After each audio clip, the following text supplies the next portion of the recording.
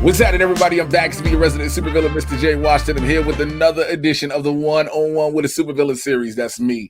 And as you know already, we sit down with members of the Patreon, the Supervillain Squad, and we talk about whatever it is they want to talk about for at least an hour.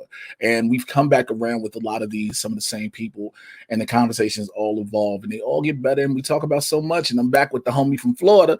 Y'all give it up for the broski, Mr. Randy Constance. What's happening, bro? What up, though? Hey, what's happening? Man, listen, just trying to stay busy and working as always, like I brought up earlier. Well, the job market is something right now. Man, COVID messed up my whole, side gig, doing football, and on the side for Pop Warner in high school, I didn't get none of them gigs this whole year. Oh, yeah. No edit jobs right now because nobody wants to shoot shit, and the jobs. It's just crazy because like Hollywood is working. Like they just put California back on punishment. And more so LA and like Southern SoCal, they put it on a curfew and shit. But the thing is, if you're in the entertainment industry, you're exempt from it. So if you're working on a film, something project like that, and it's in the entertainment industry, you can be out because they're like, yo, we're not trying to have it shut down like that again. Sure. I need to move to LA right now, man. Brother, job.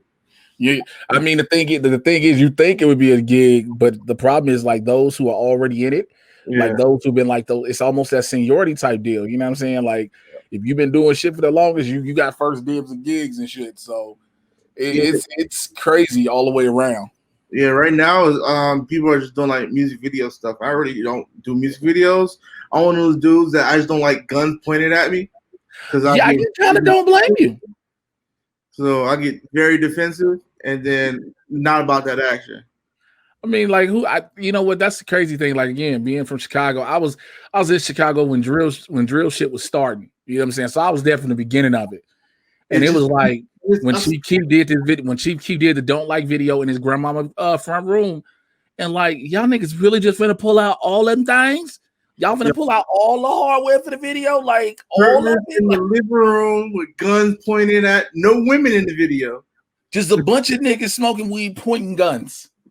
Like I'm missing something about this. Like what was telling like to do that? But again, it's like that's what many people want to have with these new videos now. That's a lot of these new rappers. They feel like they got to show their things, but like.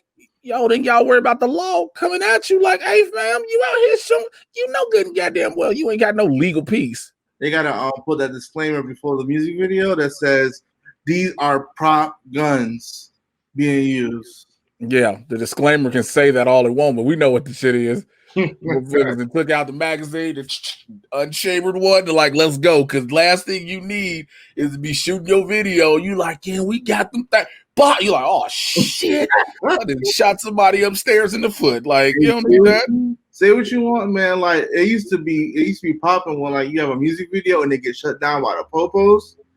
Like Waka Flocka. It's a big video though. Like you know what I'm saying, you got the whole set shebang with it. That's a different story. Yeah, but niggas just shooting guns randomly in the video. That's not cool. Like shit might backfire and all of that. Nigga, I've seen so many times when niggas want to.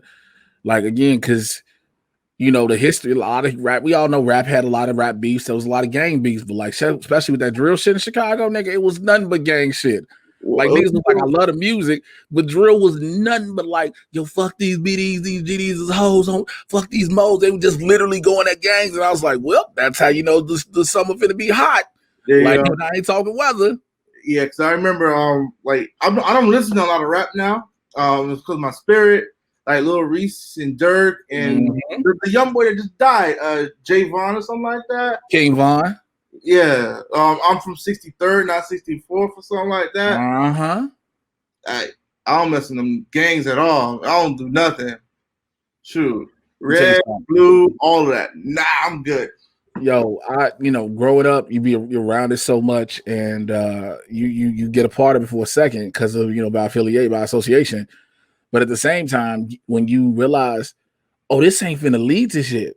Like the shit, nothing positive. Let me say, this ain't finna lead to shit positive. Right. What it's gonna lead to is something you really don't want. And so you see it. And I got a bunch of homies I know that's like damn that's my age and a little older still out here gang banging low key. It'd be like that, especially out west. Man, like yo, like I feel like once you grown, bro, let that shit go. I was talking to my sister's boyfriend, and he went to school in California to play football. Mm-hmm. And he went to, I didn't know Compton had a community college. Yes, it does. So he played there. He was walking. Because Compton is his own city. Because people forget Compton is his own city. Well, I didn't know that. Yeah. So he said he was walking to school for practice, and some dude's like 6'8", 350, and somebody came and said, "Hey, yo, cuz, where you from?" And he's like, "Dog, I'm from Miami. I'm here just to play football. I'm just going to school right over here at Compton Community College." And he was like, "All right, stay in school, cuz."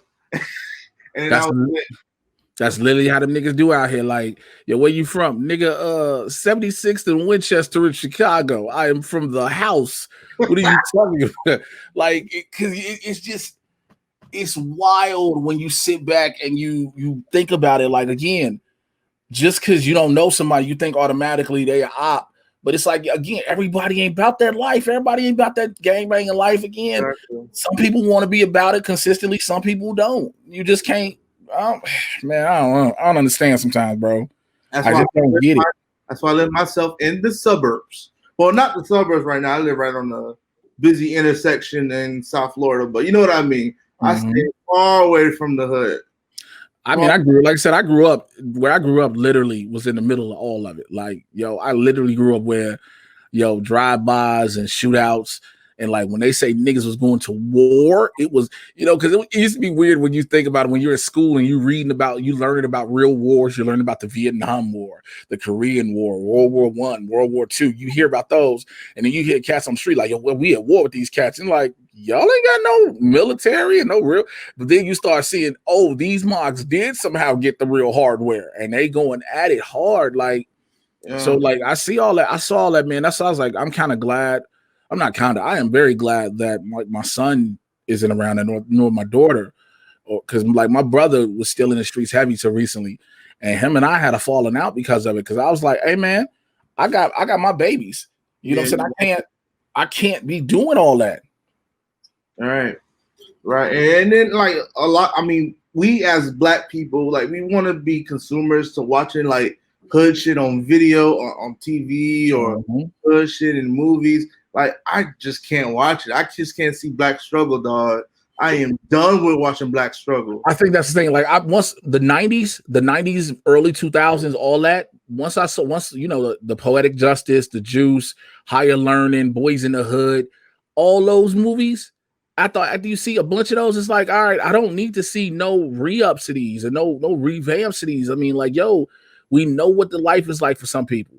Like, we know what it is. It is what it is. Like, you got to just move forward and hopefully elevate from that. But like those and slave movies, like I don't need to see not another slave movie. But I am excited about that movie that Regina King directed, the One Night in Miami. That John looks amazing. Okay, so what is it? I haven't seen. I heard about it. I ain't just. Right. So I think there's 4 big time like black stars or black influencers in Miami, like in the 60s. I think Muhammad Ali, Sam Cooke. That's what the X and Malcolm X and someone else. Okay, I know what you're talking about now. I know what you're talking about. That's her movie. Yeah, that's her movie. I've been seeing the trailer. Okay. I saw the trailer and I was like, yes, give me all of this movie. Give me all of this movie. It's Jim Brown, Malcolm X, Muhammad Ali, and Sam Cooke. Yep. I was like, give me all this movie. I'm down for it. And you got a lot of prominent up and coming African American stars in it. Leslie Odom's been taken off. Lance Reddick, Aldridge Hodge. You know, Aldridge Hodge. I'm looking at this cast now, bro. This cast is bananas. You got Kingsley Ben-Adir as Malcolm X, Eli Gorgie as Cassius Clay, Muhammad Ali, Aldridge Hodge as Jim Brown, Leslie Odom Jr. Sam Cooke, Lance Reddick, Kareem X. Damn, Bo Bridges is in it. Derek Roberts, Mike Imperial, Nicolette Robinson. Like, she's got a list of people. Like, this is a dope cast, bro. Yeah, they're gonna put it on Prime. I'm like, this is something that should have been in theaters, honestly, and we're gonna have to talk about that sooner or later, especially with what's up with the theaters. I think people just gonna have to. I've said it before, and I will say it again.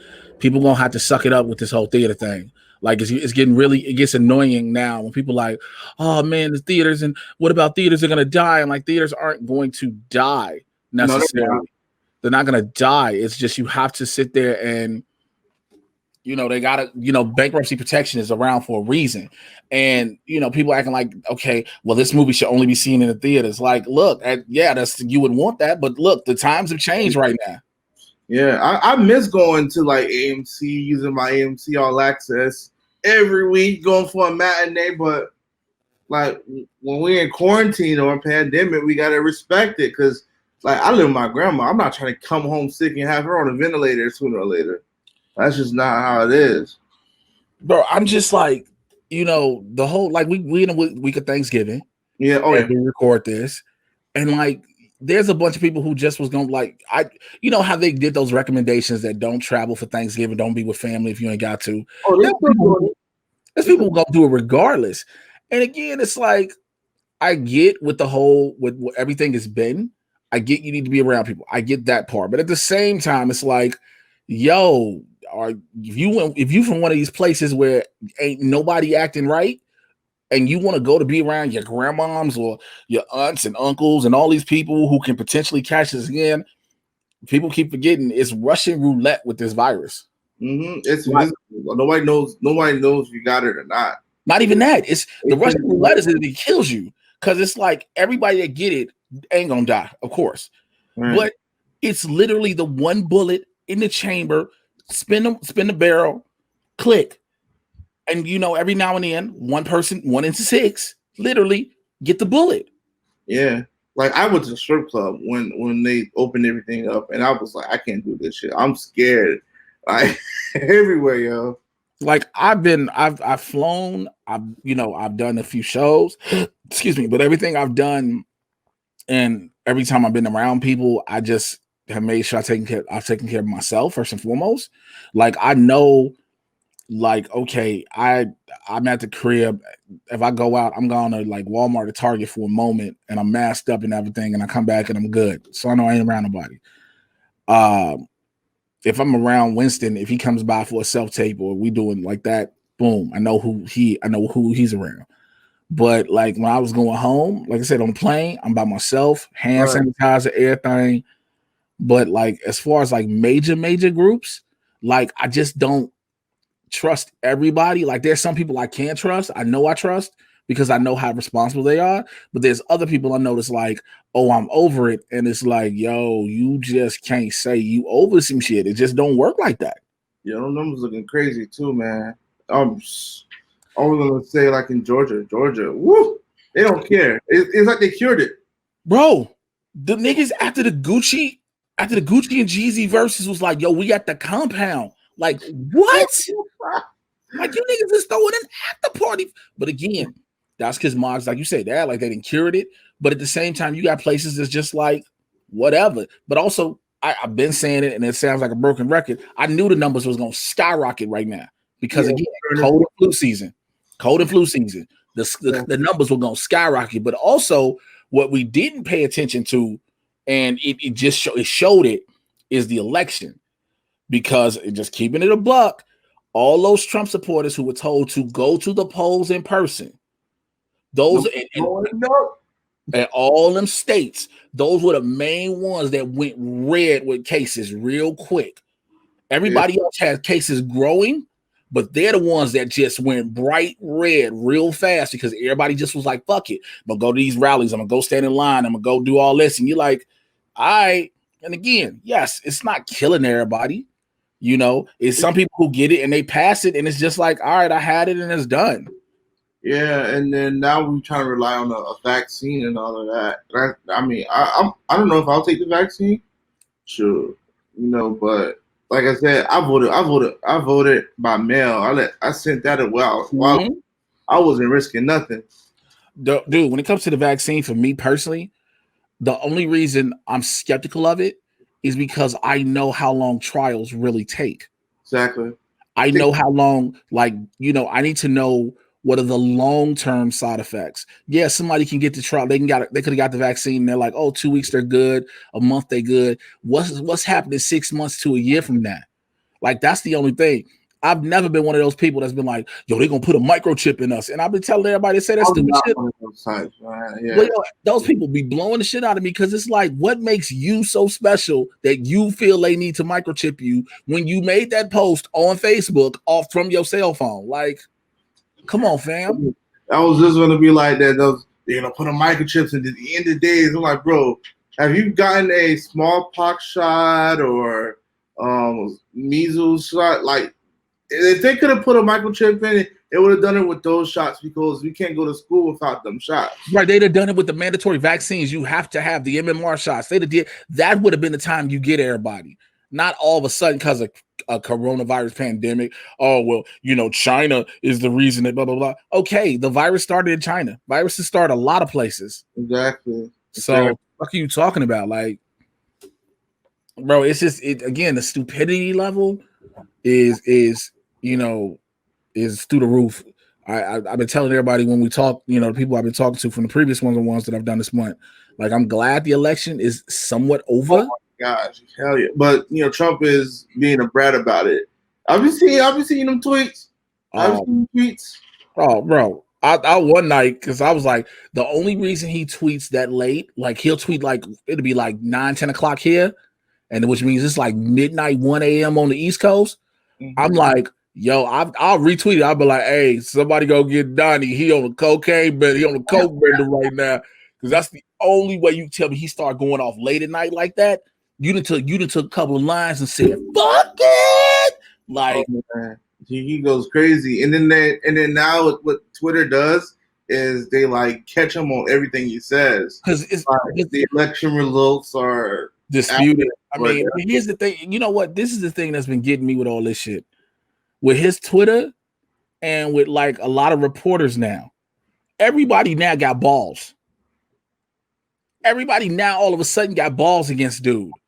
Like, what? No, y'all should have been like. Now they'll cut off his speeches when he just started blatantly lying, or Kayleigh McEnany. They just cut all this shit off. Then the reporters will try to call him out. Where were y'all when all this started? And I ain't even talking the pandemic. Where were y'all 3 years ago, just letting them go with all this, just airing everything bullshit he was saying? Y'all let this happen, and so now you want to act like you got balls? You don't get no applause from me. No, hell no.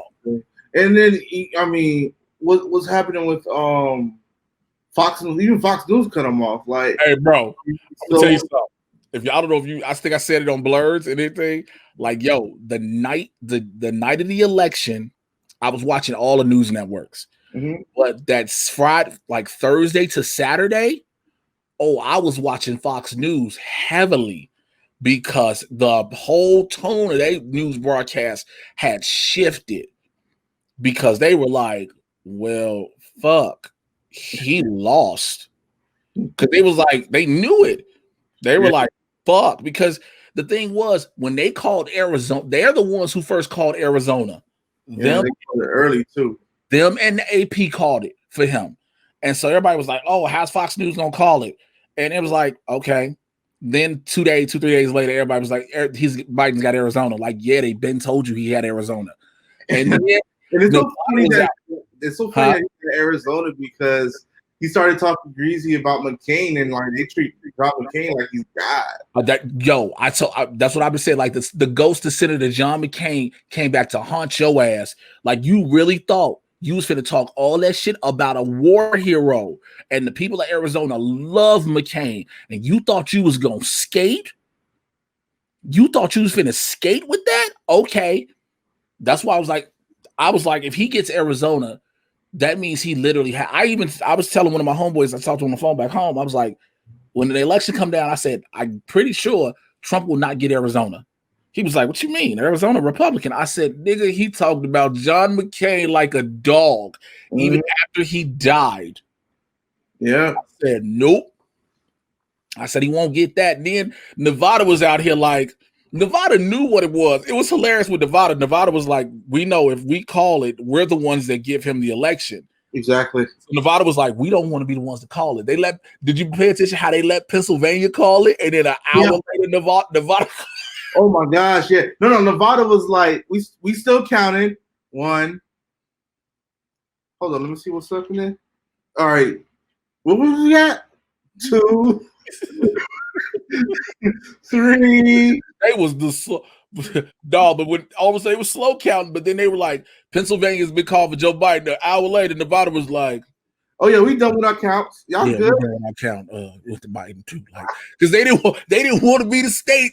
They did not want to be the one to call it because whatever state, which as you see with Pennsylvania, whatever state was the one that was going to be able to call it was going to be shrouded with all that bullshit. But beautifully, PA was like, "Hey, bro, all this was legit. All this was good. Your own plan backfired." Yeah, he's right now. I think he's doing like a recount in Georgia, but it don't matter. It doesn't matter. Everybody's looking towards January 5th right now. So Georgia don't, and that's the thing. He keeps forgetting because what he's trying to, if he can count Georgia, he thinks he get everything else. But everybody else has been like, "Yo, we good. What are you talking about? Georgia don't even matter." That's the thing. He don't want him to have Georgia because Georgia gives him the 30 whatever number he had, the 303 or 306. Georgia gives him that, gives him 306. So he don't want him to have a 306. But the thing is, Biden still is over 270 because he got Pennsylvania, Arizona, and Nevada. Exactly, in the blue wall area. He got all that. Like, what are you talking? Like, it don't matter. And again, with Pennsylvania, they was like, bro, y'all gonna quit coming in this. The judge is basically like, yo, y'all finna quit coming in here with this bullshit. Do you have something? Do you have proof? And then Rudy was like, Rudy Giuliani then was like, no, we ain't got no proof. Judge is basically like, yo, get the fuck up out of here then. Fuck out of here. Hey, so I wanted to talk. Did you catch Kevin Hart's most recent? Yes, I did. And what you think of it? So I watched all of Kevin Hart's stand-ups. I watched all of Kevin's stand-ups. So I can't say he's brilliant, but I think he's great. He's great. He's great. For me, as a comic, I know what he was doing. I mean, first of all, I got the opportunity. I got the space in my own crib to film a special. I'm gonna do it. That's fine. First of all, that's fine. Any comic that has the opportunity and the space to film a special with the production quality and the people who gonna actually rock with you, cool. But when he called it zero fucks given, I was like, okay, I want to see where he goes. His whole thing, to me personally, he was spiteful, which made it hard for a lot of shit to come off as funny. Yeah. He was hella spiteful, and I get it. He finally wanted to use this to say how he been feeling. But that's why everybody keeps trying to compare it to Sticks and Stones. But the difference is Dave's always been that dude. Exactly. Dave's always been that I'm going to call you out. I don't give a shit. Kevin's never done it. And so now that we see him do it, it's like, wait, now I get why you did it. You want to vent everything. You like, I'm at home. I can say what I want. And also he did some things like there's certain things people don't pay attention to because as a comic, you sometimes have to play. You have to make sure you project to the back of the room, right? Right. But Kevin Hart has to project to the back of the stadium, right? So a lot of his jokes are projected to the back of the stadium, right? He doesn't know how to scale back yet. So he was trying to do that project to the back of his home theater. You get what I'm saying? Yeah. It's like it was no need to a lot of times. People were with him. But I mean, like I said, for what it's worth, I laughed. For me personally, I laughed. I'm gonna do a review on it. I laughed. I thought it was. I liked it, but I mean, it's no seriously funny or let me explain. No, it's not. It's none of the big ones. It's not any of the big ones, and that's the problem because his stand-ups, his specials have kind of all gone up. I think when he did Irresponsible, that was kind of that. All right, Kevin, we see where you at. You got to be cool. Mm-hmm. Be cool. It's like, all right, Kevin, you're not the same Kevin Hart on stand-up right now that you were. Exactly. You gotta kind of chill a little bit. So we're like, cool. But then, he comes back with this one, and it's like, again, what else do I have to do? I'm not filming no movies. I don't need to go make money because I got money coming in hand fist. Plenty. He's making money off of making money now. Yeah. The whole Coldest Balls thing and the Heartbeat production. Yeah, he good. His money makes money now, so Yeah. he doesn't have to do anything. It was that I need to, I'm frustrated about this. I need to get this off my chest, which any comic would do. Like, there's not a comic in the world that wouldn't want to be like, I'm getting this shit off my chest, and I get it, but it's like, again, it came off real spiteful. It just came off real, because when he kept being like, "Oh, y'all gonna cancel me for this? I'm gonna get canceled for this and we cancel for that," and it was like you kept jabbing at the shit with the Oscars. Yeah, I'm gonna be like, it's a little too late for him to be like that, because the Oscar shit happened what 2 years ago, 3 years ago, and now they're doing Oscars without a host. Yep. So it's like, we really need you to first also. Man, it's gonna be so weird next year. What, the Oscars? Nigga, Sonic the Hedgehog better win. Best movie of the year. Nigga, Sonic the Hedgehog and Bad Boys for Life, nigga, are going to, and it's crazy because it's gonna be a movie that slid out that everybody was like, "What?" and it's gonna fuck around and win. Because like anybody heard of it. Remember that movie that came out on Hulu with Andy Samberg and White Palm Springs. That's gonna win all the fucking that or the Pete Davidson joint. Oh yeah, the Pete Davidson being King of Staten Island. King of Staten Island. Because the white baby boy. That's the white baby boy. Like, that's gonna be what fuck around and win. Like, you're not, and again, I'm fine with it, because like, in normal times, in normal situations, this starting back in August, or when we're getting bombarded with the Oscar bait movies. Yeah, and like, that's not it to give. Like, yo, it's just not there. And so you gotta do with what you got. And again, Bad Boys for Life. Bad Boys, I'm gonna take that shit. Give me Sonic, yo. You know what? I'll take Sonic. Better win something though, because to be honest, the way they, granted they had to redo it, but they made Sonic look so dope. Yeah, they made him look really good though. And my dog Ben Schwartz better get that shit. Oh yeah, for playing Sonic, yeah. James Marsden was like, "Look, I'm here." Tika something. We keep forgetting about poor old Tika. Tika be working her ass off, and everybody just be like, "Oh, it's Tika something." Anyway, like, that's literally how we. It's so fucked up when you think about it. Tika been in so many movies. Oh, she's been in so much. And so much as a star, as like one of the leads in a joint. And we literally go, "Yo, Tika Sumter." Now, what about this other thing, real quick? Like, it's literally like that, bro. Like, we literally like brush her off, and it's like, hell, she was in Mixes too. She played Rainbow's mom in Mixes. Mm-hmm. Because my homegirl is the aunt in Mixedish.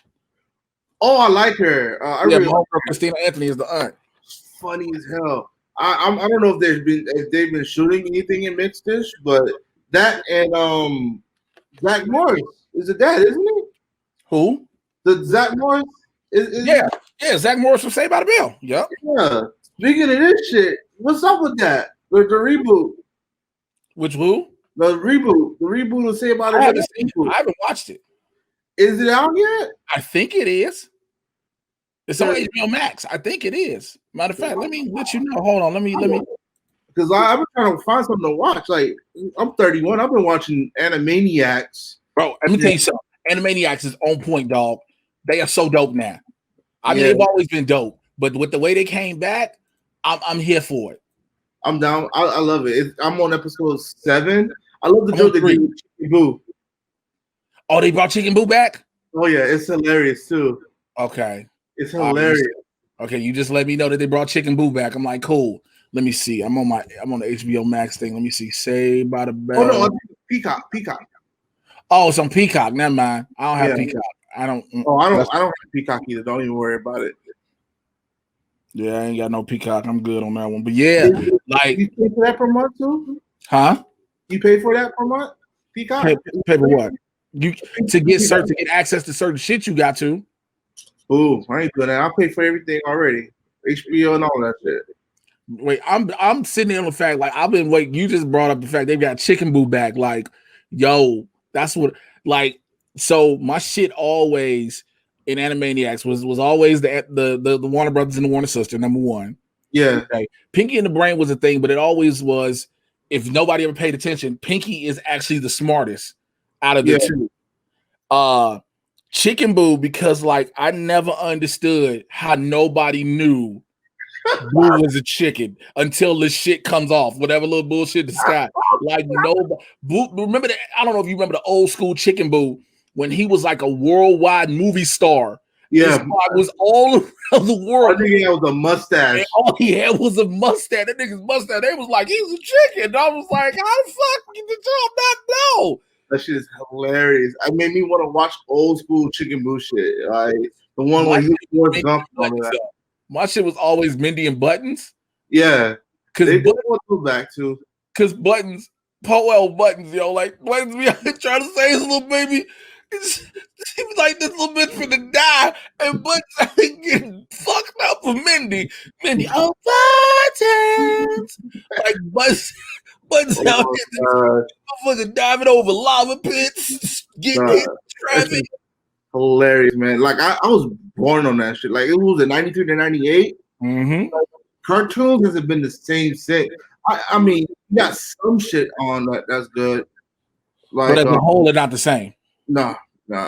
I think the thing was for me, like, I didn't know, Animaniacs has always been meta, always. Yeah. Like, when I first, again, growing up in Chicago, I didn't understand Pasadena jokes or Burbank jokes or all these jokes about the Valley. But now, living in the Valley and realize, I'm like, oh, I get what you're doing. There was a part there where she's like, oh, this here is where we shot Batman. And I was like, oh, versus Superman. And I was like, oh. Yo, did you see, I think it was episode 2 when they was shitting on Trump with the giant Cyclops baby? It's a very nice place. It's very good. It's my place. I was like, wait, in the beginning though, the best part was in the very first episode when they were like, look, the writers, this is how meta they are. The writers are writing this show in 2018. Yeah, you don't know, but they just kept going with shit. That shit was hilarious. Like, yo, the writing has been incredible, honestly. I'm on episode 7. Yeah, they know what they're doing.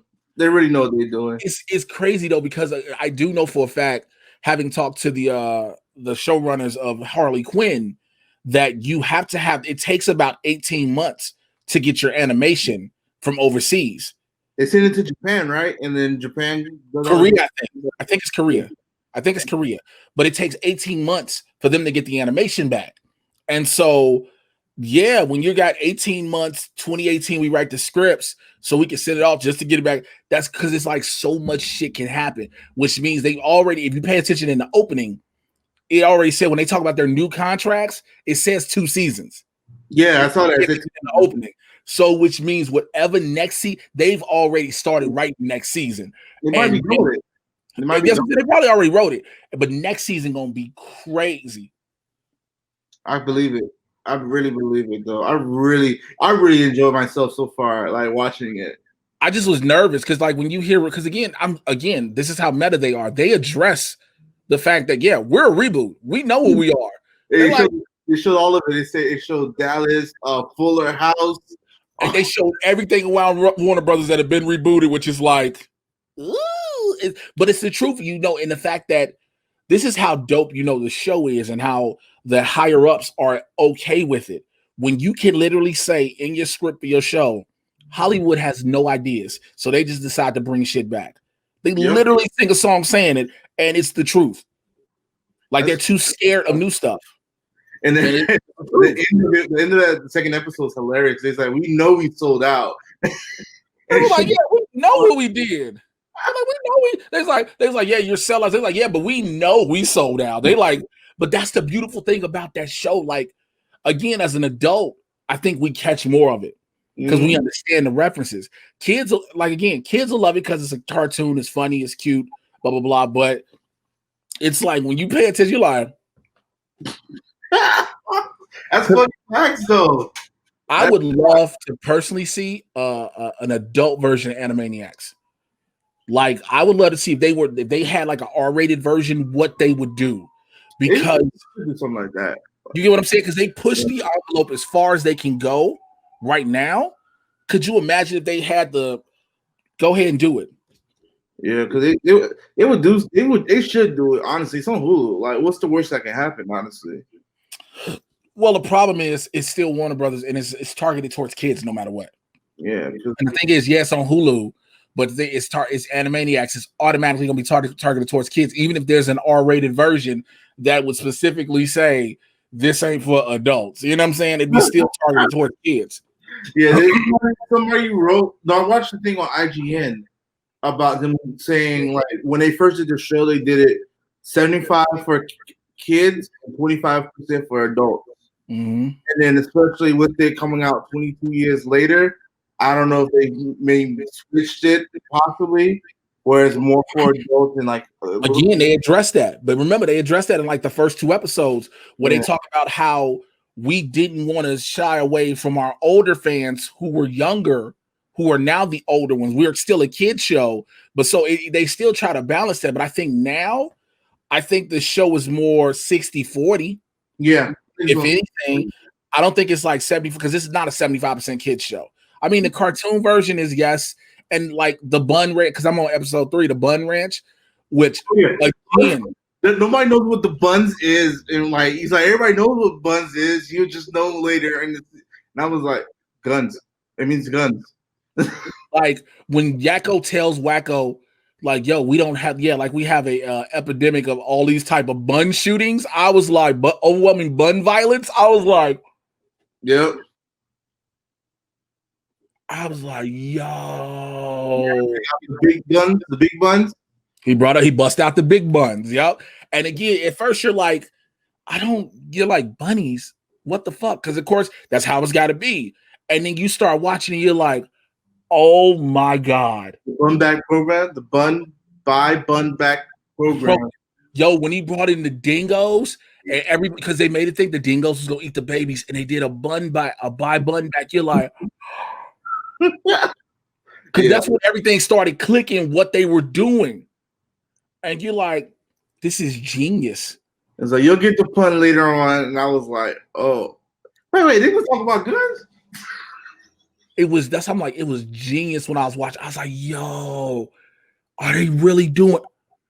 Oh shit. And it works. Because it wasn't one of those beat you over the head. It wasn't even talking about, like you said, if they had talked about gun violence directly, people would have been, oh, here we go. But the way they did it, I was like, bravo. Really good. That was really good. I'm still watching it, so I just got to finish it up. Hopefully, today. How many episodes is it? How many episodes is it? 13. Oh, okay. I'll rock all 13 of these bitches. So I'm gonna ask you, have you heard of this app called Clubhouse? Okay. Tell me I know a bunch of people on Clubhouse. What is Clubhouse? I am on it right now. I've been on, before I talk about my computer, I'm gonna talk about Clubhouse first. So I've been on Clubhouse since like Monday, Tuesday, because I have my friend Joseph. His name is Head Graphics. He's one of the best graphic designers in there. He started a whole do-rag festival and all of that shit. That's my boy. He invited me to it, and I joined it, and like it's just voice messages, but in rooms. So people are just talking about all kinds of shit, honestly. So there's rooms about sex, there's rooms about relationships, there's rooms about film, there's rooms about OnlyFans, so on and so forth. And it's just talking back and forth. There was a room yesterday known for the moan room, where girls are getting paid in their cash apps for moans, for sexual moans. It's hilarious, yo. Nigga, you got to be invited to join Clubhouse. Yeah, unfortunately, I'll invite you if I get another invitation. I gave it to my homeboy earlier today. Yeah, because I was like, I know a bunch of my people back in Chicago was like, yo, it's going, like, they'll be on Clubhouse and then go on Twitter and be like, yo, it's going down on Clubhouse. And I was like, what the fuck is Clubhouse? After Jeezy and Gucci, they had clubhouse rooms just full of just talking smack, and they had this big ass room with all the rappers and producers in there. You had DJ Drama in there, 21 Savage, Cardo Got Wings, everybody in there just talking shit. 21 Savage is like, yeah, man, I fucks with Gucci. You know, I've been listening to Gucci since I was like 18. And I was like, this nigga 21 Savage is in this fucking group right now, just talking that shit.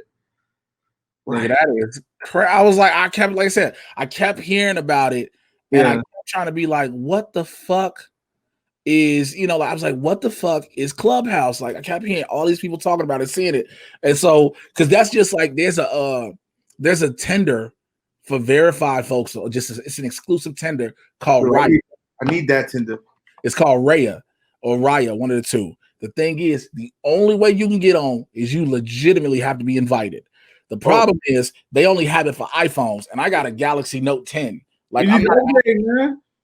Nigga, this is a Note 10. Let me tell you something. I'm good on Samsungs as opposed to Apple. Motherfuckers, look, no. I know some people where Apple's going through shit. Nah, I'm good. All right. Speaking of that, I have an Apple. Remember, I was emailing you, inboxing you about my computer having issues. Mm-hmm. I updated my Mac to the Big Sur update. Yeah. And that shit fried my my computer. Yeah. What, your computer couldn't handle the update? Well, it did the update, but I couldn't charge it for a whole week. And then what happened was I took 2 days not even touching it. And then I powered it on and it powered up. So I didn't use my computer for like a good 6-7 days. Bruh. Oh, I was in so much hurt. That's why I did a lot of Clubhouse this week. Bruh, that's why. See, I did the update and my shit didn't work. I've heard a bunch of people say that before, like either their MacBook don't work or their iPhone don't work when they do an update. I'm like, yo, when I got an Apple update, when I got an Android update, I'm good. Like, I'm good. Like, I don't need that. The only thing that's bad about Apple for me, because like I my phone connects to my iPad connects to my computer, but that update bullshit. Oh man, it's some bullshit, yo. You are better than me. And then on top of that, I had to buy a different cord and shit. And these cords are some bullshit. And I gotta return it because I'm one of them Negroes to buy shit, keep the receipt, and return it. That's y'all with the and them Apple shits. I can't do it, man. Yeah, I mean the thing is, I started going heavy with Apple when I enrolled to film school. So like, I keep hearing like that's the thing. Like on the sets, everything is done with Apple apps and shit. Like the mics, whenever they sync it up mics, it's an app that's only in the Apple shit, I guess. But it's like, yeah, I don't want everything I do to have to be literally symbiotic with this one thing. True. Like I can get other apps, and I understand it's is the app trusted or is this, that, and third, but I don't have to have it solely come through the app store. Right. There's ways you can bypass the app store and all of that, but it's just a pain in the ass. You gotta unlock it and then just a bunch of bullshit. And just like that, my Dolphins lost. I have a 5-game fucking win streak. They lost? Yeah, we lost to the Broncos. Dog, Vegas know what they're doing. No, everybody's money was on the Dolphins. 95% of the bets were on the Dolphins to beat the Broncos by at least 4 points and more. Broncos beat the Dolphins 20-13. Tua had a terrible, terrible game. I felt it. I was like, yo, this is going to be one of them games that we're going to lose on some bullshit because it is hard to win in Denver. That whole mile-high elevation is not for everybody. Yo, it's real. That whole planning. I've been to Denver. Like, just walking around, if you're not used to it, it takes a minute. It's not for everybody. Like, you have to be used to it. Or you might have to have like extra. You have to have like your lineup already, and you gotta have good depth behind the people. Like, you're not just gonna go in there with your same 22 and be like, all right, we good. Nah, Denver's different. But that's why they always have oxygen tanks every time they go to Denver, because there's a bunch of players that can't do. Because again, if you only go into Denver one time a year, once or twice, maybe twice if you're in the division. Well, once actually, because you're gonna play one home each other. But if you only go into Denver like so often, you're not used to that. Yeah, remember safety for the Steelers, Ryan Clark. He would like whenever the Steelers would play in Denver, he'll never play because he had sickle cell. And being a mile high will always act up against him. I think one time he played and his spleen ruptured or something like that. And he's like, yo, never again. Yeah, there's a story about that. That's crazy. Your face looks shocked. Because I never knew, and I might have known and forgot, but I didn't ever hear about, that's why he didn't play because of sickle cell. Yeah, because that's crazy. Yeah, I'm reading it right now. It was in 2007 Mile High. He suffered the acute defibrillated pain in his left side. And he's a carrier of sickle cell, and he developed the life-threatening condition playing in a 1280 feet altitude and physical stress. Yep, in 2007. Wow. Yeah, I remember that shit. So like this is one of those trap games, man. So I still think we're gonna make the playoffs, but I just because it's ever in Denver, honestly. Look, so if your team ain't playing this week, they on the bye week, you ain't got to worry about being disappointed or losing. Right. Oh yeah, you guys are off this week. You ain't got to worry about them being disappointed or losing. So you like, you guys not playing Thursday? I think we got. Do we got Thursday? Let me see. Let me see the Bears schedule. I know, because I know we're off this week, so they're not playing. Bears schedule. Yeah, we got Thursday. No, we got Sunday. Sunday. Oh, so you guys don't worry. I usually see like the Lions versus the Bears or the Lions versus the Packers. Yeah, I'm surprised. Yeah, that's what I'm saying. I'm looking at it too, and I'm like, I'm surprised. The Bears, yeah, they normally do play on. They do play on Thanksgiving. No, they're off. And the Cowboys usually play somebody too. I don't know. Oh, they already playing the Washington football team. The Washington football team. That W. Yo, I think the hilarious thing about that though is because the whole big thing was always back in the day. Historically, it was Cowboys versus Indians. That's the only reason that game was a thing. You know that? No, I just know they were always the Redskins. Cowboys, Indians. Cowboys versus Indians. So that was always a thing. Now, because they knew we're not doing this whole shit no more. So now it's like it's legacy. They're trying to use it as it's a legacy for the teams to play, which it is. But the only reason it was synonymous with Thanksgiving was the Cowboys versus the Indians. So how old were you when you found this out? Right now, almost right now. I can call that shit out right now. Yeah, man. Yeah. Hey, congratulations on you and Winston. Y'all both got some big ass gigs coming up soon. Well, he got something coming. His is on the pipeline, and me, I'm waiting on the word. You know what I'm saying? I'm just waiting on the word for it. Like he's a little bit steps closer with his than I am with mine, but I just need to hear the words. And it's a waiting game, and it sucks being a waiting game, especially with a holiday week, because I might not hit nothing at all this week. Man, best of luck, man. I want y'all both to blow up because I've been supporting y'all for a while. Appreciate it, man. It's crazy, man. It's crazy because him and I were just talking on the phone earlier today, and we were talking about how, like you have these different opportunities and auditions and shit. And he was like, "Dog, do you realize, like in the past month, how many movies you've had to audition for? Like you've auditioned for movies and TV shows so much just in this past month. Like I've been doing a bunch of auditions throughout this entire pandemic. Really? Like, I've been doing self-tapes self-tape because again, they knew when nobody coming in. So self-tapes have been like popping.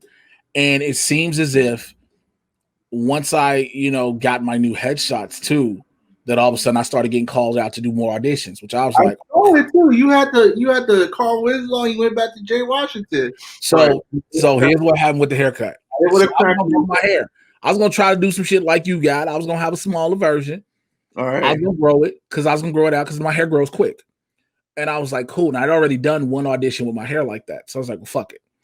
But then I got this major audition that I was like, it was for one of the leads. And so I was like, yeah, this shit gotta go. Damn.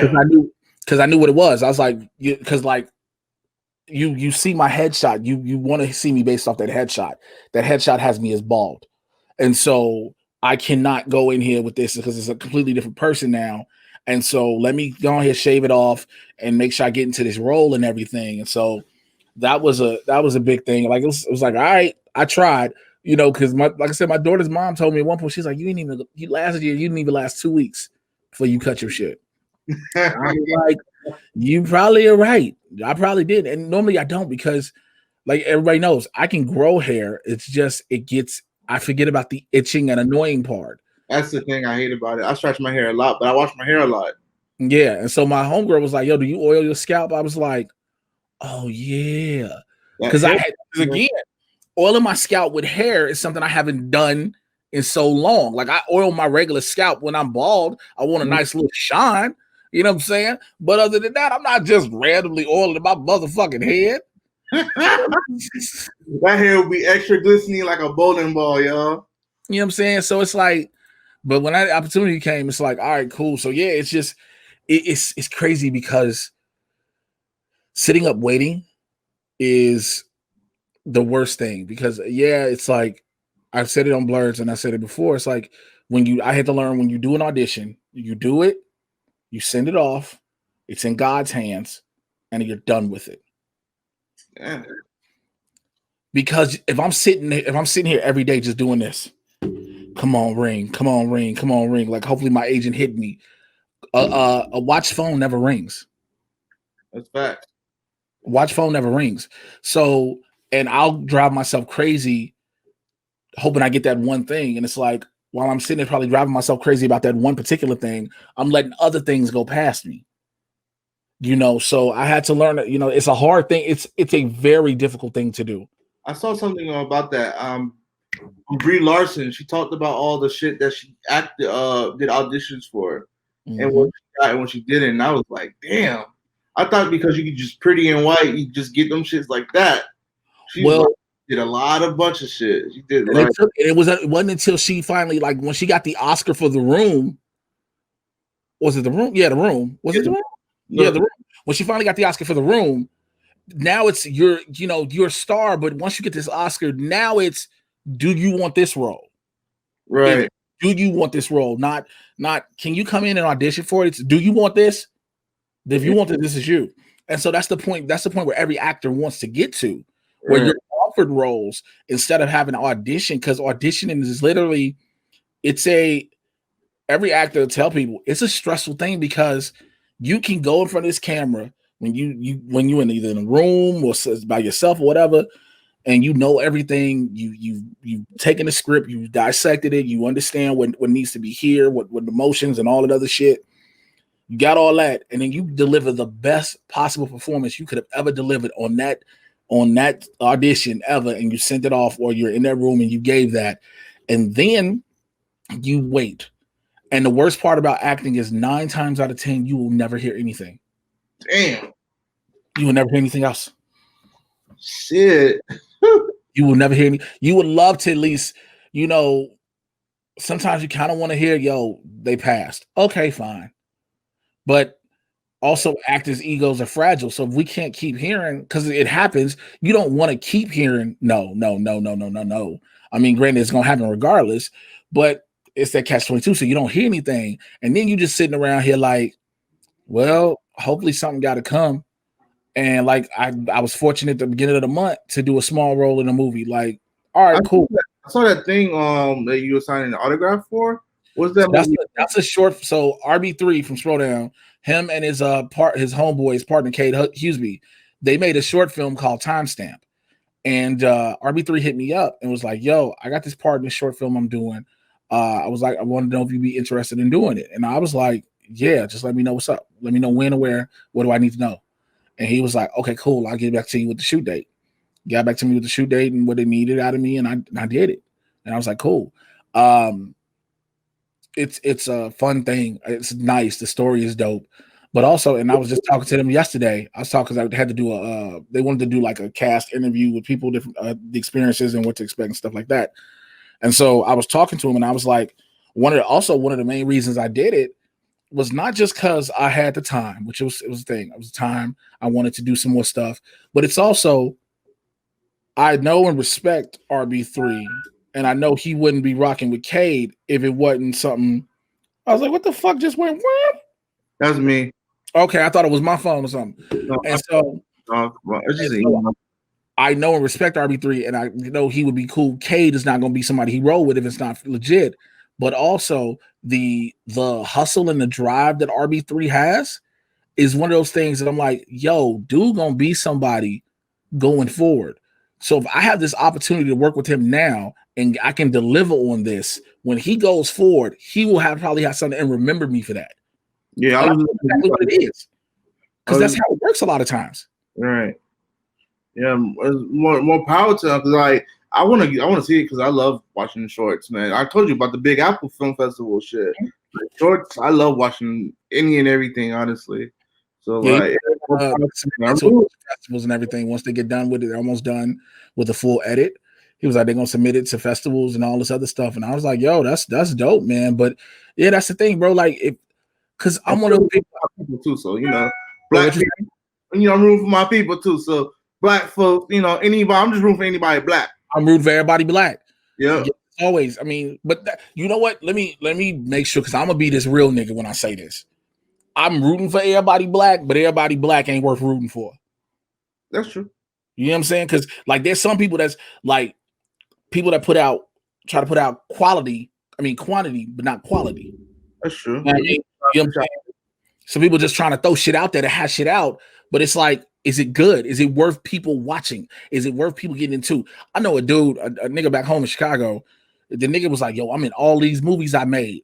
And the question is like, yo, is anybody outside of your family like, maybe you gonna do it? Talking about something, it's a real good movie. Are people really trying to do this shit and rock with you on that? That's with anybody though. It's like you can keep doing all this, but if it ain't quality, then what's the point? That's true. Then what's the point? And so, again, it's like, all right, I know what he's doing. Like I said, I'm rooting for him. I'm rooting for RB3, and I'm like, yo, like I said, I look to the future. Because that's how a lot of shit happens for a lot of people. They worked with a director when they was coming up. The director remembered them because, again, most people be like, yo, I ain't gonna do this unless you pay me or blah, blah, blah, blah. Because that was another thing. He was like, yo, there ain't no money in it. It's a small thing. We're doing it for the short. We ain't got money. I said, yo, it's no worries. I'm good. Let me know what's up. I'm there. All right. I'm gonna tell you, if I get you on my shit, I'm paying them Little Caesars pizza. Nigga, I will not do it if you pay me in that shit. That's the one reason I'm not doing it. They'd be like, well, Jay, why you didn't want to do it? Yo, this nigga wanted to pay me. In Little Caesars pizza. Like, hey, lunch is gonna be 5 minutes. And after that, it's gonna be garbage. Yeah, because then it's gonna be everybody in the toilet running for their lives because their stomachs is on death row. Like, oh, taco party pack, Taco Bell party pack. Tacos from Burger King and shit. Like, like that is disgusting. Like, I don't want that in my life. Got the hot Cheeto with the macaroni burger. Yeah, we eating fast food. I'm joking on that, but I want to. You know what? I enjoy having like craft services.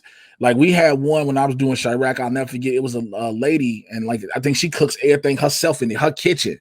Bro, when she was coming through with it, she brought jerk chicken one day on set. It was like 2 in the morning, niggas eating jerk. I was gonna be just like, what was cooking, especially for Chirac. Like, what like it must have had a big ass budget or something like that. Because it was Amazon. It was Amazon's first original movie. So every craft services had to be on point, bro. It was. Let me tell you something. I've been on sets. I've been doing different things. I did a commercial in New York, one of my first major gigs I did when they flew me out. And it was like cool. But nigga, to see trailers lined up, the craft service truck, you know what I'm saying? The lady coming through on set, with the hors d'oeuvres, the craft service table, everything. You're like, oh, what? Oh, shit. Dude, when I realized, I was like, Oh, I can take whatever I want. Wait, you mean what? Oh, I can take it home. Like I went up to craft service one time with my book bag. They was like, "Why do you have your book bag?" I was like, "Man, your business." This is when I was eating a bunch of junk shit too. I was dropping in gummy candies, all this shit. Nigga, I had so much of my snack junk food that I never had to buy for at least 2 months because I got it all from craft services. That shit's fire, man. That's fire. I mean, I ain't gonna lie. I'm gonna be like, hey, y'all all got to throw $30 in the pot right quick. Hey, that's how you know it's a hood production. Hey man, y'all niggas want craft services? You niggas gonna have to chip in. Oh, you niggas want chips? You got chips money? Like what? What? We got $2 for $1 from the corner store right at the block. Hey, yo, I'm waiting to the day I go on a hood set, and I know it'll probably happen, but I want to see these niggas. All they got is like, yo, y'all got pops? Nah, we ain't gonna pops. Y'all got like, you know what I'm saying? Y'all got juices? Yeah, we got juices. What quarter you got? Water. These niggas pull up quarter waters, nigga. Quarter waters. Niggas pull out them little barrel jugs. Yeah. Oh, like, so I'm like quarter waters, Oreos, $2 for $1 chip. Bro, let me tell you something. You would literally, if some of the sets I've been on, because like they give the person had with craft service, they had to go get it at first, right? So you would think like the person had a couple of hundred, like they probably getting 15, 1600 for craft service. Let's just use that as a rough amount. I don't know how much exactly they get. They taking like 3 or 4 to go buy shit. So all they doing is going to like, let me get a box of this shit real quick, a box of that. Let me get a box of cookies. Let me get some a jar of peanuts and all this. And it all depends on where they're doing it from. Now, if you got a company that's craft services, this is what they do. They buy shit by bulk, and so they bring it in. Dude, when I was doing the Facebook commercial, like the truck had, like you would go in the truck and it was everything you needed. I was like, oh shit, they got hot cocoa. I was like, let me get this young hot cocoa real quick. I mixed hot cocoa and coffee. I was like, yeah, nigga, it's so different. And I also did one. I remember I did this lottery commercial. The craft service table initially was on the roof. Wait, so you had to go up to like stairs and upper roof to get the craft? You had to go up the stairs to like the 5th floor, which was the roof. And that was the thing. And I was like, okay, this is interesting. And so I was like, yo, y'all got chairs? They was like, we ain't got no chairs. But here's the thing, it was a non-union production. So non-union don't have to have certain things. But again, when you so used to working on union shit, you're like, where am I supposed to sit? Like all of a sudden my bouginess comes out like, how am I supposed to eat this? Am I supposed to just stand here and eat like a savage with my hand in my face? Yeah, that bougie. Bougie is shit. Bougie is shit. But it's like, you know, because you get used to those certain little things. And again, that's why I was just telling who was I talking to? I was talking to somebody. I think it was in one of the one-on-ones I recorded already. I was talking about that's how some actors can become poppy and cocky, because when you're on a SAG set, and if you're if you're talent, you're treated on a whole nother level. You've got people who are making sure you're good almost every 10 seconds. Right. If you in your trailer and you open your door just to step outside and get some air, maybe just, whatever, it's somebody damn near walking up. You good? Do you need anything? You're like, no, I'm good. You go back out 3 minutes later. You good? Do you need anything? And you're like, no, I'm good. But then you have people who get so used to that, and now they're like, yeah, I need this, I need that. Me, I'm always the type where I can have people will be willing to get it, and I'm like, yo, just show me where the fuck to go. I'm good. I can do it. Like now, like they used to have like for lunches, like it would be this whole buffet type spread and shit like this, whatever. But now with COVID, you can't get it. The people that do catering have to give it to you. So like people used to be able to pile their plates on. Now you just getting this one little hot scoop, like you going down the soup kitchen line, nigga, and it's like, okay. Bubble mills from the NBA bubble. Yep. You feel like, but I mean, like one thing I can always expect, there's always going to be chicken. There's always going to be grilled chicken breast somehow, some way. There's always going to be some fish. There more than likely will be roast beef where you can slice it. I don't eat red meat anymore, so I'd be like, that shit look good, but I can't have it. Like, because I've been eating red meat in almost 2 years. So I'm like, I'm good. But like you see all this, and then they had like the salad. The salads used to be where it was in a big bowl. You take the tongs, you get your salad out, boom. Now they didn't prepackaged salads and shit, and you're like, the fuck is this? And I was telling them, yo, and when you sit down, because like the tables used to be, it was like the lunch tables, but it was like the whole big thing, all the tables out, just chairs, everybody sitting next to each other. They didn't put these plexiglass partitions on top of the tables. Like they must do that now. Divided by 6. So now you around here sitting there eating in the cubicle, and it feels so weird. Feels so weird. But I get it. But you know what I'm saying? I get it now. It's just, I'm like, okay, this is what it is. This is what it is now. It's like, all right. Hey, I'd rather do that than a 9 to 5, honestly. You know what? Yeah, you know what? When I think about it, like, I'm cool. You know, you learn about being on sets, especially as talent is one thing. Crew, I have a whole level of respect for crews because crews be on set, like you are literally working 12 to 14 every day, no matter what. Yeah. You know, you working 12 to 14, no matter what. And that means you got to love what you're doing to work 12 to 14 hours every day with no worries. Yeah, exactly. You working 12 to 14 every day, and it's like cool. But you know that is for them, it's better than a regular 9 to 5. Fine. 9 to 5 is garbage, man. Oh no, it is. It absolutely is. But for me, it's like, you know, as talent, again, I've been on sets where I'm there all fucking day. You know what I'm saying? Again, I'm there at 8 or whatever, and I'm there at 8 or 9 o'clock for my call time, and I don't leave sometimes till 8 or 9 at night. Now, here I am. Am I going to, you know what I'm saying? I would be like, shit, am I going to complain? No, because I'm getting paid for the day. I automatically made overtime, and I ain't got to do shit. Like, I'm good. Like, I was on set, when I was on the set for the movie, the second day they called me in, I had to be on the set 2 days. So I was like, cool, 2 days better than 1, whatever. Get on set the second day. I get in, I had to be there at 7:30. Get there, go to my trailer. They tell me put my wardrobe on, whatever, boom, got all it on. They were getting ready to set up the scene. It's like an hour later, like, all right, cool. We finna take you out of set. Perfect. I'm like, all right, this is gonna be an early, quick day for me, whatever. Nigga, go to set. And it was a continuation of the scene we were shooting yesterday, the day before. Yeah. But the problem was I'd been taken out of the scene by the police the day before. And so when I'm in the scene, they was like, Jay can't be in here. It was like Jay can't be in here. Jay was taken out because it was in a cell. It was like police wouldn't bring him back into the same holding cell if he already started something.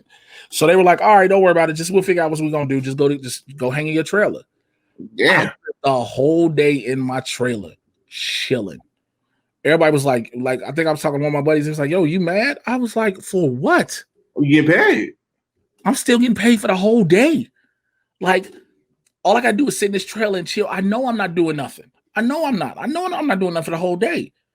I was like, I'm good. I sat in the trailer the whole day until about almost 2-3 o'clock when they was like, well, you all are wrapped.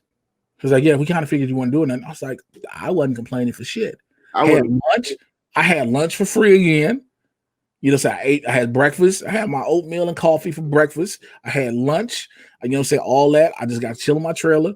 But I knew, you know what I'm saying, I wasn't doing shit. And so that's like, that becomes part of the perks in certain situations. And I know every time ain't like that. Yeah. I know my goal is to be those days where I got to work. Like I want to be that actor where it's like, I have to work them 10, 12 hours because we shooting scenes and we got to get this shit down. And I'm like, cool. I want to put that work in. But at the same time, it's like you understand what it is. You understand completely what it is. And I don't find myself being upset. You know what I'm saying? But again, like I said, I can see how people get spoiled because of it. I can see it. I can see it. It's big though. I just can't wait to be in that atmosphere. I'm going back from my master's, but I'm trying to get a job first. Speaking of the job situation. Yeah. Hey man, like you say, you know what I'm saying? You know, you understand about rejection because of credit cards, which I was like, I got you. But it was like you were there. Yeah, they were like they really like me. They want me to do like freelance editing shit, which I'm all about. I'm just gonna charge them up the ass for it. Of course, you niggas couldn't hire me. I'm gonna charge you. Yeah, so I'm just waiting for them to let me know what's up with editing. But I might have like a radio job gig for like the first, from 5:30 to 10. So I might have to get like 2 jobs or something like that. But it's coming. It's coming along. I just got to be patient. Just have some faith. Things happen. I'm just excited, honestly, because I really don't want to do no more desk 9 to 5 and have to be nice to somebody, all of that shit. Yeah, I mean, I know. I feel you. You know what I'm saying? Like, but again, when you have the opportunity to do what you love, you know what I'm saying? One door closes, another one opens. That's always a statement, right? Exactly. It's just a matter of time. I'm not even worried about it. It's a matter of time, bro. It's gonna come through, and when it comes through, it's gonna come through like gangbusters for you. Yeah, I just need it so I can get my other camera, because the camera I got is good, but I need some smaller, man. I'm not carrying my camera fucking across the field anymore. I did that for a game. I almost died, Bro, that's the thing I need to make some money for. Like, my homeboy Dwayne let me borrow. This is an old camera of his. He was like, yo, you can use this for a while till you figure out what you're gonna do. And I was like, yo, this is a regular DSLR camera so Canon did this joint because of the pandemic. They sent out a web utility, EOS utility webcam link driver. So now all the DSLR cameras can be webcams. So now I found out something about that because my mom uses a Sony Handycam for church. Mm-hmm. I'm the one that had to connect it to the webcam and then use StreamYard to zoom in and zoom out. So like my grandma big head won't be there in the church field But that's the thing, like it's so dope now. Like, you get, because people are using DSLRs to shoot shit 30 minutes at a time, but it's like now you getting that quality while you streaming. So that's why it looks so crisp now. Like I like the fact this camera, I'm like, oh man, this drinking water really has lightened the nigga's skin up. Like I was gonna be like, woo, skin looking good. Skin looking like it's glowing, like it's got that natural hydration to it. But listen, man, look, we're gonna save some of this for the next time, brother. Look, you gonna make sure things, like I said, things that are gonna happen are gonna happen like gangbusters for you. This year has been crazy for us all, but there have been some wins, and to be that far, to be that close to where you were, take that in stride with anything more than anything else, because it's like, yo, you were kicking this door in, you were almost there, and it's not like some people who never got that close. You know what I'm saying? Facts. Yeah, it's just if nobody really hires me by the top of the year, I'm just gonna make a fire ass award film, and then people are gonna be just mad at you. They didn't get a chance to get me, so it's whatever. I know that's what it is, man. But tell people how they can find you, man, and get in touch with you as always, bro. Send you the love and everything. You can find me on Twitter at RJC Lifestyle. My website, RJC Vids. I'm on Clubhouse, so we can go ahead and talk that ratchet shit or moans, and you get some shit sent to your Cash App. If your moaning is good, ladies. On Instagram, Randy, whatever. Y'all know where I'm at. Y'all already know the drill with me, Mr. J Washington, is spelled down below, Twitter, Instagram, across the board. Support me on Patreon, patreon.com. Mr. J Washington. All right. Holla at y'all for another one of these coming up next. Well, if it's more this month and next, whenever you watch these, y'all already know I got more coming. So I'll talk to y'all later. Stay tuned. I'm out.